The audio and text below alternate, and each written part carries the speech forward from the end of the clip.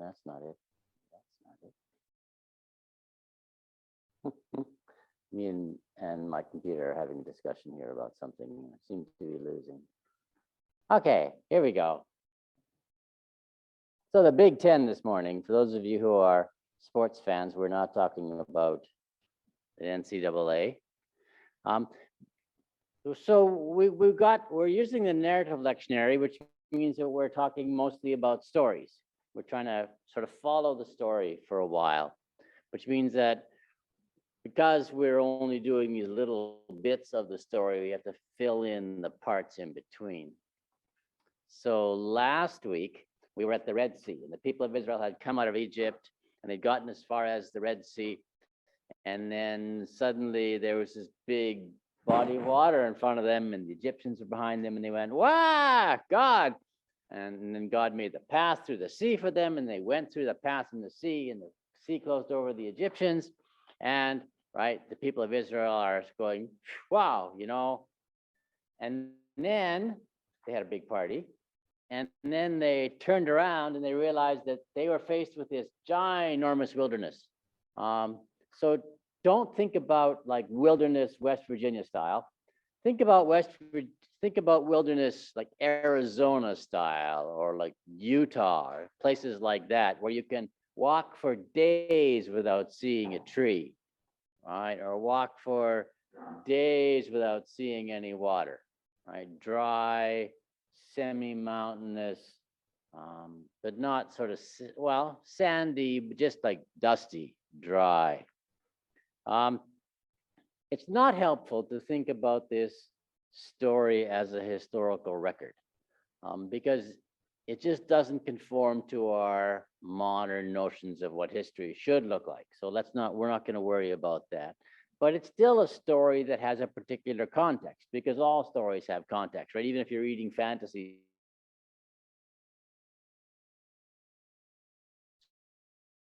sort of assumes you had this walking through it might be like, right? And we can also, when we read a story like this, think about what is this story doing to us? How are we feeling as we read this story? Last week I mentioned that, right? So right now we're in the book of Exodus, and then comes the book of Leviticus, which is mostly laws, and then comes the book of Numbers. And I mentioned that the book of Numbers is mostly a book about complaining, right? But as you've probably seen already, or if we had read the story in between, you notice that the complaining doesn't start in Numbers, right? It started, right, well before Moses, and then during, right, the whole getting out of Egypt, and then of course at the Red Sea, and then they get to this huge wilderness, and they're complaining the whole way too. And Moses is complaining, and God is complaining, everybody's complaining. But it's useful to understand what kind of complaining this is. This is not the kind of complaining where it's like, oh, the airplane seats just aren't as comfortable as they used to be. It's not that sort of complaining. Or it's not like, oh, the chef who's along on my wilderness safari doesn't know how to make a decent omelet, right? That's a different sort of complaining. This is we've been walking for 2 days, we haven't had anything to eat sort of complaining, right? We've been walking all day long, sure would be nice to get a drink of water kind of complaining, right? So because they hadn't planned this trip, right? This was like they were following God, they were following Moses, who was following God, and they still weren't being fed, and they still weren't finding enough to drink. So they do lots of complaining.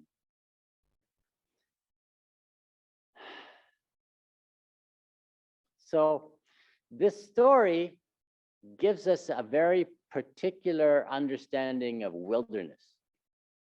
Right? Wilderness is not, again, like West Virginia wilderness, where it's this beautiful rocks and trees and the mountains and the brook and that sort of wilderness. This is barren. In this story, wilderness means unsurvivable place. Right? You can't really go there and expect to survive on your own without lots of preparation, or in this case, without God, right? Which is, of course, the key here, right? But at the same time, wilderness in the Bible is a place you go to find God. right? So people, Jesus did this too, but many people like went out into the wilderness, into this utter barren, desert-like wilderness, right? Again, right? We need to rethink this as West Virginians. Right? Because as West Virginians, we go, oh, of course, we walk through the beautiful forest to find God, right? And this is a very different sense of no, we walk through utter nothingness to find God.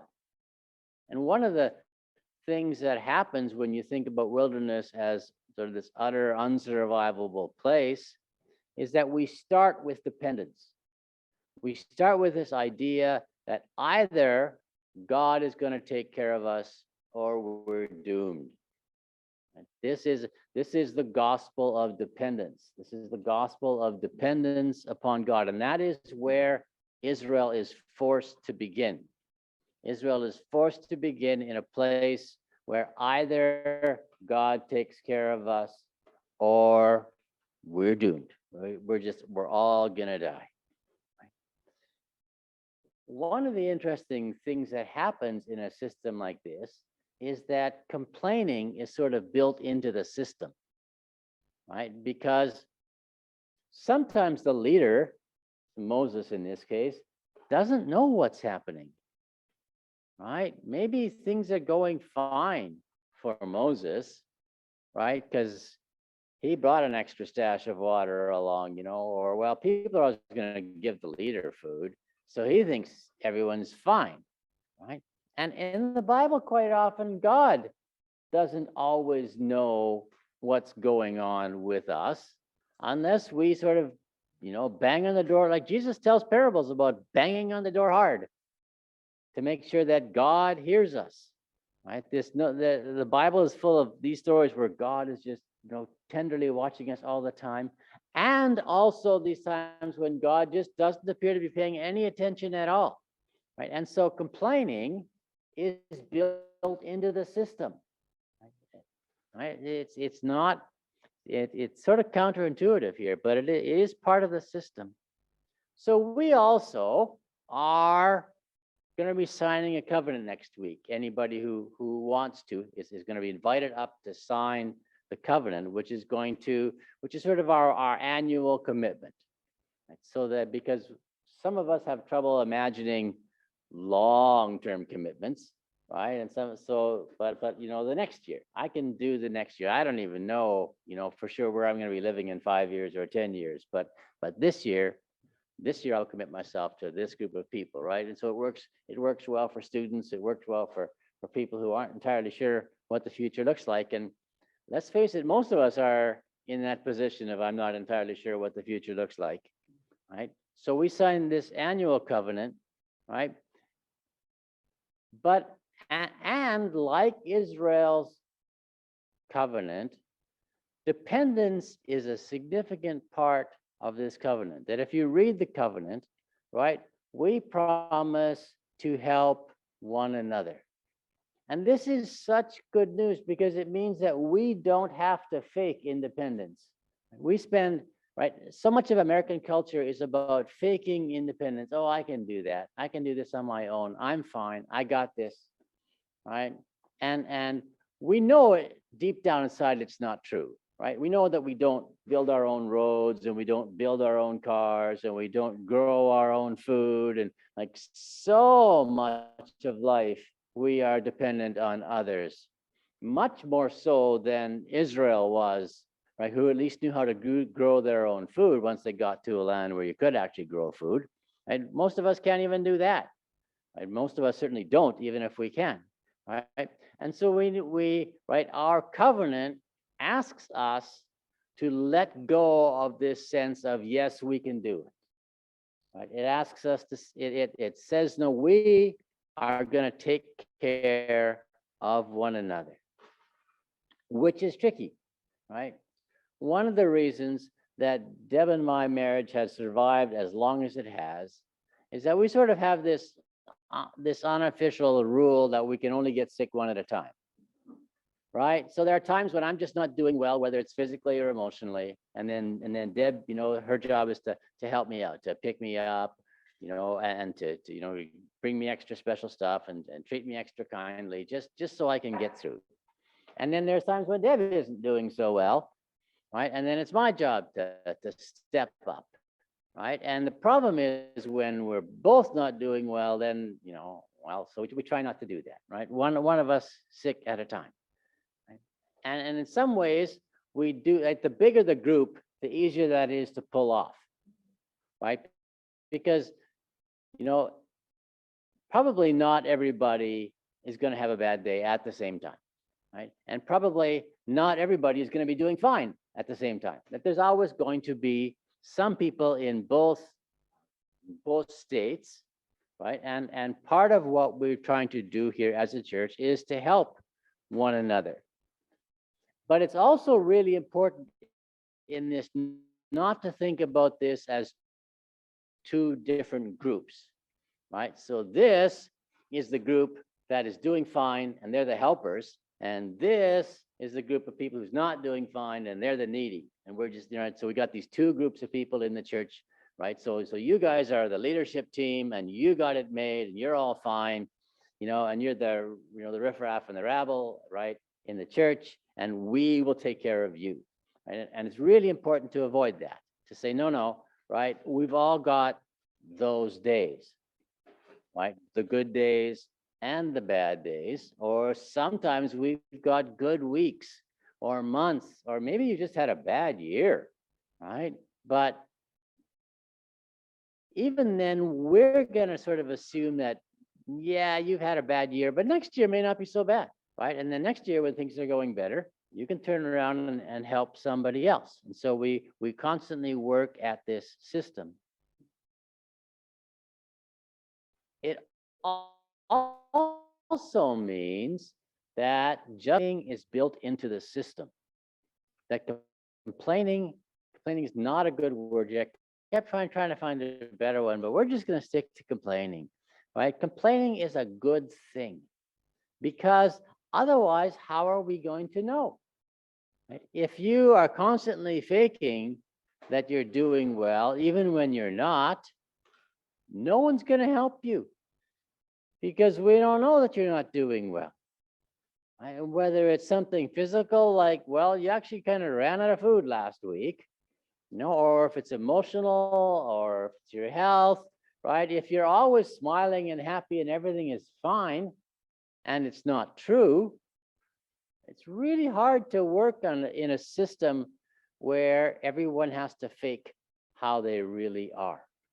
Right? Systems like that just don't work, especially in churches, because if this system isn't built on honesty, then we're just in a lot of trouble to begin with, and we got to find some other way to do this. Right?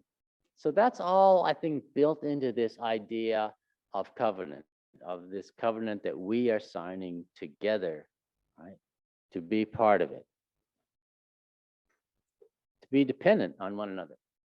So that's my first thought. My second thought is that so Ryan read the 10 Commandments this morning, the Big 10, and this is a big cultural thing in America, right? People are always, well, we gotta write those down and post them on the somewhere, right? You gotta post them on the plaque at City Hall or in the court or something like that. You gotta display the 10 Commandments.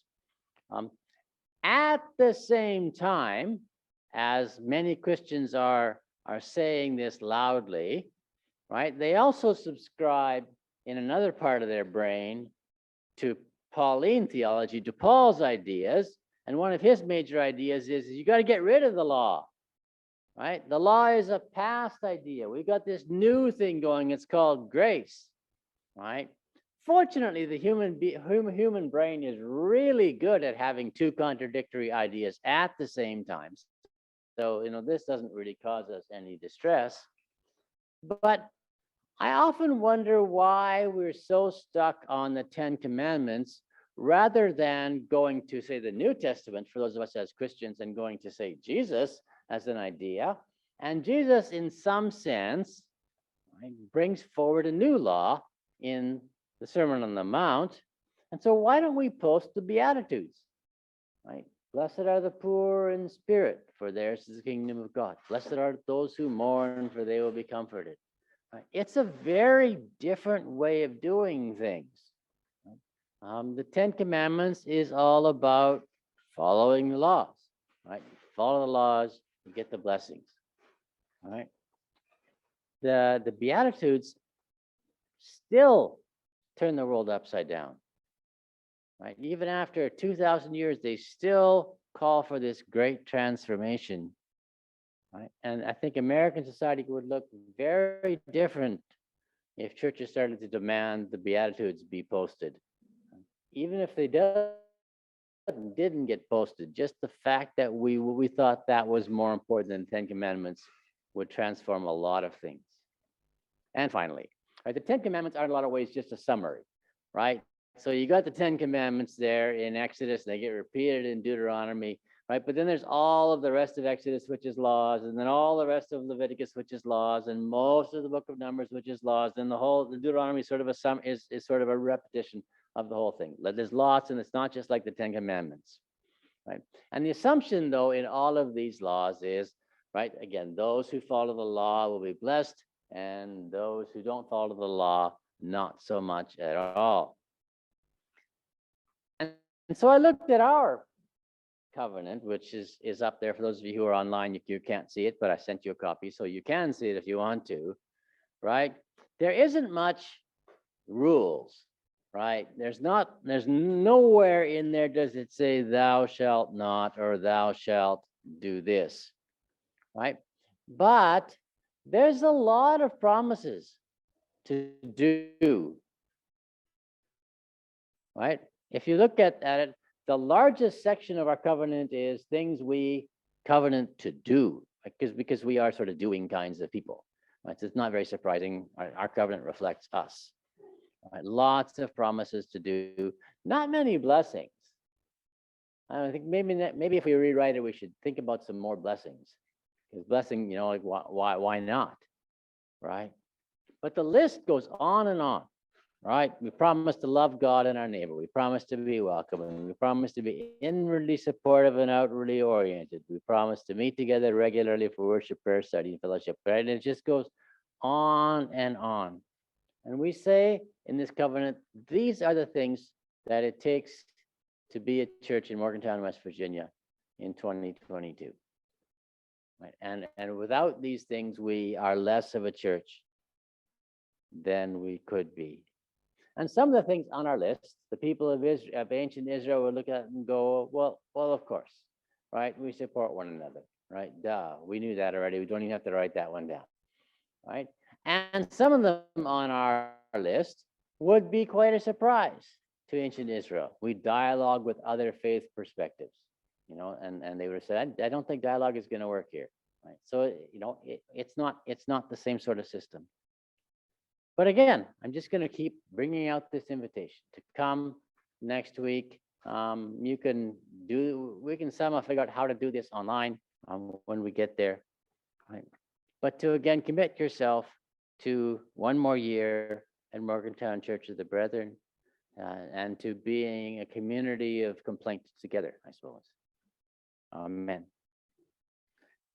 And song, right? We're just going to keep working on singing together. And some of you are going, I don't want to sing, but to sing anyway, right? So the next song is Sing a New World into Being, which